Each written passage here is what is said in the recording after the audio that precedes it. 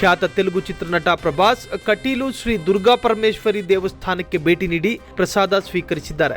ಕಟೀಲು ದೇವರಿಗೆ 2 ಅಟ್ಟಿ ಮಲ್ಲಿಗೆ ಸಮರ್ಪಿಸಿದ ಪ್ರಭಾಸ್ ಅವರಿಗೆ ದೇಗುಲದ ಅರ್ಚಕರು ಪ್ರಸಾದ ಮತ್ತು ಶೇಷವಸ್ತ್ರ ದೇವರ ಫೋಟೋ ನೀಡಿದ್ರು. ಖ್ಯಾತ ನಿರ್ಮಾಪಕ ಹೊಂಬಾಳೆ ಫಿಲಂನ ವಿಜಯ ಕಿರಗಂದೂರ್ ಕೂಡ ಉಪಸ್ಥಿತರಿದ್ದರು.